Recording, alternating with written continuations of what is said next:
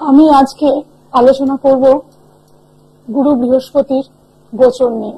তার আগে একটু গুরু স্মরণ করে নি।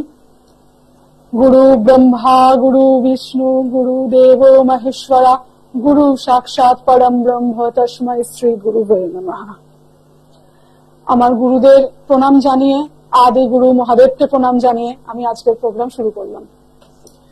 দেখুন, বৃহস্পতিকে নিয়ে অনেক কথা আছে, অনেক কথা বলার আছে। এই অল্প সময়ের মধ্যে যতটুকু আমি আমার মতো করে বলতে পারবো সেটুকু আমারও ভালো, আপনাদেরও ভালো।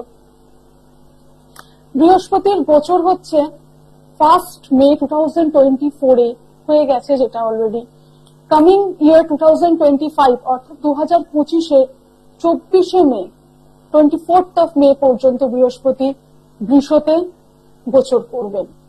তো এই বৃহস্পতির গোচরে কি ধরনের রেজাল্ট আমাদের কালপুরুষ চক্রের 12টা রাশির আসতে পারে, রাশি এবং লগ্ন। যারা লগ্ন জানেন তারা লগ্ন ফলো করবেন, যারা রাশি জানেন তারা রাশি ফলো করবেন। তার কারণ হচ্ছে, অনেকেই বলেন যে দিদি রাশি দেখবো না লগ্ন দেখবো। দেখুন, রাশি এবং লগ্ন এই দুটোর মেলবন্ধনেই কিন্তু আপনি প্রভাব পান।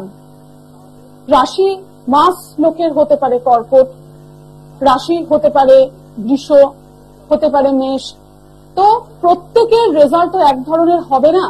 তার কারণ হচ্ছে আপনার জন্মলগ্নে বৃহস্পতির জায়গাটা কোথায় আছে, অর্থাৎ বৃহস্পতি স্থিত কোথায় আছে, সেটা একটা বড় জায়গা। উচ্চস্থ, নিচস্থ, সত্যগৃহে ঠিক কোন জায়গায় আছে বৃহস্পতি, সেটা একটা বড় ম্যাটার। সেকেন্ড হচ্ছে আপনার দশা কি চলছে, অর্থাৎ মহাদশা কার চলছে, অন্তর্দশা কার চলছে, তার উপরে কিন্তু আপনি এই গোচরের রেজাল্ট পাবেন। তবে হ্যাঁ, এটা সত্যি কথা যে একদম হয়তো সমস্যায় রয়েছেন, সেখান থেকে একটু বেটারমেন্টের জায়গা কিন্তু আসার জায়গা। কেউ হয়তো 60% রেজাল্ট পাবে, কেউ 45% রেজাল্ট পাবে, কেউ হয়তো 30% রেজাল্ট পাবে।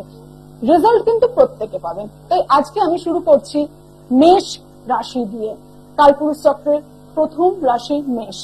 দেখুন, এতদিন ধরে আপনাদের লগ্ন অথবা রাশিতে কিন্তু বৃহস্পতি ছিল লাস্ট 1 বছর ধরে। এখানে কিন্তু আপনাদের নবমপতি হওয়ার জন্য অনেকটা ভাগ্যের উন্নতি হওয়ার কথা ছিল। দ্বাদশপতি অর্থাৎ ব্যয়েরও জায়গা ছিল।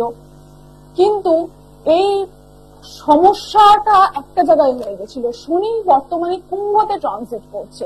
কুম্ভতে ট্রানজিট করার জন্য তৃতীয় দৃষ্টি দিয়ে কিন্তু বৃহস্পতিকে, আপনার লগ্নের বৃহস্পতিকে কিন্তু শনি দেখছিলেন। সেই জন্য আপনাদের ঠিক ভাগ্যে যতটা উন্নতির জায়গা ছিল, যতটা পাওয়ার জায়গা ছিল, যতটা আপনার ফিনান্সিয়াল কন্ডিশন আর গ্রোথের জায়গা ছিল, হোল্ড টাকা হয়তো পড়ে রয়েছে, সেই টাকা আপনি পাচ্ছেন না, সেটা পাওয়ার জায়গা ছিল, কোনো কোনো জায়গায় কিন্তু সেটা বাধাপ্রাপ্ত হয়েছে, সেটা কিন্তু স্যাটার্নের জন্য হয়েছে।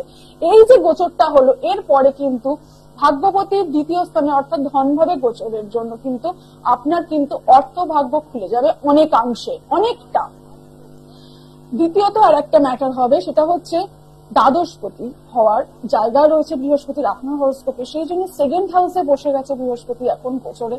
তো আপনি কিন্তু আপনার ইনভেস্টমেন্টের উপরে এবার নজর দিন। এটা কিন্তু পজিটিভ ইনভেস্টমেন্ট হবে। আপনি কিন্তু পজিটিভ বিভিন্ন জায়গায় ইনভেস্ট করতে পারেন। আপনার হায়ার স্টাডির উপর ইনভেস্টমেন্ট আসতে পারে, আপনার বিদেশের সঙ্গে কোনো কমিউনিকেশনের জায়গায় আপনার ইনভেস্টমেন্ট আসতে পারে, আপনি যে কাজের সঙ্গে যুক্ত রয়েছেন সেখানে কিন্তু ইনভেস্টমেন্টের জায়গা পজিটিভলি আপনাকে কিন্তু খুব ভালো রেজাল্ট এই জায়গায় দেবে। তবে দৃষ্টি কিন্তু রয়েছে আপনার ষষ্ঠ স্থানে। এখন বর্তমানে ষষ্ঠে কিন্তু কেতু ট্রানজিট করছে। এতদিন আপনার গুপ্ত শত্রু আপনাকে প্রচন্ড বিরক্ত করছিল।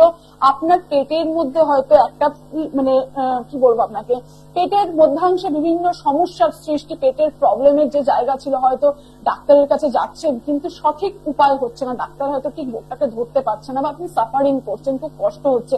বৃহস্পতির দৃষ্টি ষষ্ঠ ভাবে থাকার জন্য কিন্তু আপনি অনেকটা কিন্তু আপনার রোগ থেকে একটা জায়গা পাওয়ার জায়গা রয়েছে, আপনি একটা ভালো জায়গা, রোগ থেকে মুক্তি পাওয়ার একটা জায়গা, ভালো ডাক্তারের সান্নিধ্যে আসা, এই জায়গাটা পেতে পারেন। আর একটা জিনিস হতে পারে, সেটা হচ্ছে আপনার ক্ষেত্রে কিন্তু শত্রুর জায়গাটা অনেকাংশে কিন্তু কমে যাবে। এবার কিন্তু শত্রুরা কিন্তু, কেতু কিন্তু গুরুর কাছে সবসময় মতমস্তকে থাকে, এখানে কিন্তু আপনার শত্রুতার জায়গাটা কিন্তু অনেকাংশে আমি বলবো কমে যাবে। মেষের কিন্তু মোটামুটি ভাবে এই 1 বছর কিন্তু আর্থিক অবস্থান মোটের ওপরে অনেকটাই ভালো। খরচাপাতি হবে, বিভিন্ন ধর্মস্থানে ভ্রমণ হতে পারে। আর এর মধ্যে আমি বলবো, যদি মেষের যারা জাতক জাতিকা আছেন তারা যদি পারেন তাহলে শিব সহস্রের নাম আপনারা অন্তত দিনে একবার করে শ্রবণ করুন, এতে করে কিন্তু আপনাদের আর্থিক ভাগ্য অনেকাংশে উন্নতি হবে। আমি নেক্সট চলে আসছি বৃষতে। দেখুন বৃষতে যে ব্যাপারটা হয়েছে সেটা হচ্ছে লগ্নে চলে এসছে, অর্থাৎ বৃষতেই কিন্তু বৃহস্পতির গোচরটা হয়েছে। এই গোচর হওয়ার জন্য বৃহস্পতি তো এক্সপ্যানশন, বিদ্যা, যশ, লাভ, অর্থ, সন্তান, এই সমস্ত কারকত্ব কিন্তু দেবগুরু বৃহস্পতির হাতেই রয়েছে। আপনি একটা জিনিস জেনে থাকবেন যে বৃহস্পতি যেখানে বসে এবং যেখানে দৃষ্টি দেয় তা কিন্তু সমগুরুত্ব পায় এবং অনেকাংশে অনেকটা বেশি গুরুত্ব পায়। আপনার সন্তানের সঙ্গে যদি কোনো সমস্যা থাকে, আপনার সন্তান হয়তো পড়াশোনায় একটু অমনোযোগী হয়ে গেছে, সন্তানকে নিয়ে হয়তো অনেক অসুবিধায় ভুগছেন, বৃষ জাতক জাতিকাদের আমি বলবো এই সময় কিন্তু আপনাদের সন্তানের স্থান খুব ভালো হবে। যারা সন্তান লাভের চেষ্টা করছেন, আগে হয়তো এই সমস্যাটা ছিল, পঞ্চমে কেটে থাকার জন্য হয়তো তারা সন্তান কিছুতেই নিতে পারছিলেন না, কোনো না কোনো সমস্যা অ্যারাইজ করছিল, সন্তান লাভের জায়গা কিন্তু এই সময় বৃষ জাতক জাতিকারা পাবেন। এবং আরেকটা ম্যাটার হচ্ছে সপ্তমে আপনাদের ব্যবসার জায়গাটা কিন্তু এবার খুব সুন্দরভাবে একটা প্রসারিত হবে, অনেকটা এক্সপ্যান্ড করবে। দেখুন বৃহস্পতি কিন্তু কোনো কোনো জায়গাতে আমি বলবো কারকত্বের জায়গা থেকে কিন্তু ভালোও কিন্তু যেমন এক্সপ্যানশন দেয়, খারাপও যেখানে করে সেখানে কিন্তু খারাপেরও এক্সপ্যানশন দেয়, এটা কিন্তু জেনে রাখবেন। আর আপনাদের নবম স্থানে অর্থাৎ ভাগ্যস্থানেও কিন্তু বৃহস্পতির দৃষ্টি রয়েছে। মোটের ওপরে বৃষর বর্তমানে এখন তো কৃত্তিকাতে রয়েছে, অর্থাৎ কৃত্তিকা নক্ষত্রে বৃহস্পতি রয়েছে, মোটের ওপরে কিন্তু যথেষ্ট ভালোভাবে কিন্তু আপনারা এই সময়টাকে ব্যবহার করতে পারেন। সেটা আপনাদের ব্যবসার দিকে হোক, আপনাদের সাংসারিক দাম্পত্য জীবনেও হয়তো অনেকের সমস্যা ছিল, তা কিন্তু এই বৃহস্পতির প্রভাবে অনেকাংশে কমে যাবে। এই সময়টা আপনারা খুব ভালোভাবে ইউটিলাইজ করুন আপনাদের কেরিয়ারের দিকে, আপনাদের ব্যবসার দিকে, এবং যদি কারো মানে চাইল্ড প্রিপারেশন অর্থাৎ সন্তান নেওয়ার প্ল্যানিং থাকে তারাও কিন্তু এই সময়টা খুব ভালোভাবে উপযোগী করতে পারেন। আমি নেক্সট চলে আসব মিথুনে। দেখুন মিথুনের যে ব্যাপারটা, মিথুনে কিন্তু বৃহস্পতি 12th হাউসে ট্রানজিট করেছে। এখানে কিন্তু মিথুনের জাতক জাতিকাদের একটু সতর্ক থাকা প্রয়োজন। তার কারণ হচ্ছে বৃহস্পতি ট্রানজিটই হচ্ছে 12th হাউসে। আমি বারবার বলেছি যে এক্সপ্যানশন দেয়, অর্থাৎ এখানে আপনাদের ব্যয় খরচা প্রচুর পরিমাণে বাড়াবে। মেষের যে স্পেন্ডিং সেটা ইনভেস্টমেন্টের জন্য হবে, মিথুনের কিন্তু শারীরিক অসুস্থতার জন্য এক্সপেনশন হতে পারে, খরচাপাতি, ওষুধপত্র, ডাক্তার, হসপিটাল, সাডেন বাড়ির লোকের কিছু হলো, বাড়ি নিয়ে সমস্যা হলো, বিভিন্ন খাতে কিন্তু খরচা মিথুনের অনেকাংশে বাড়বে। এবং আরেকটা ম্যাটার হচ্ছে দেখুন মিথুনের ক্ষেত্রে নিজে 12th হাউসে তো বৃহস্পতি গেছে, দৃষ্টি দিচ্ছে কিন্তু চতুর্থ, ষষ্ঠ এবং অষ্টম। প্রথম কথা হচ্ছে ষষ্ঠ স্থানটা কিন্তু রোগ জ্বালা তাকে দেখায়, ঠিক আছে।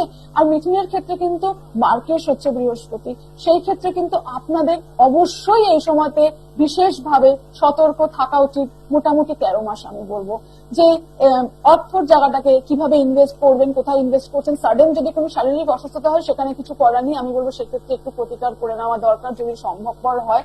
অবশ্যই আপনারা বৃহস্পতিবার দিন ছোলার ডাল ভিজিয়ে রাখবেন বাড়িতে, আগের দিন রাত্রিবেলায় একটুখানি গরুকে ফিডিং করান অর্থাৎ খাওয়ান, গরুকে ছোলার ডাল কিন্তু ভিজিয়ে রাখবেন, সেটা খাওয়াবেন। আপনাদের ক্ষেত্রে কিন্তু এটা একটা বিশেষ উপযোগী জায়গা। এবং যদি সম্ভবপর হয় দ্বাদশ জ্যোতির্লিঙ্গের যে কোনো একটা জায়গা আপনারা অবশ্যই দর্শন করুন। কাছাকাছি কোনো যদি দ্বাদশ জ্যোতির্লিঙ্গ থাকে, বৈদ্যনাথ হোক বা বিশ্বনাথ হোক, আপনারা পারলে একটু দর্শন করে আসুন। এটা আপনাদের ক্ষেত্রে শারীরিক অসুস্থতার ক্ষেত্রে কিন্তু খুব ভালো জায়গা দেবে। শরীর নিয়ে সাবধান থাকবেন, সাডেন কোনো ঘটনা, সাডেন মামলা মকদ্দমায় জড়িয়ে যাওয়া, এই ম্যাটার থেকে কিন্তু আপনাদের সাবধানে থাকা দরকার এই সময়তে।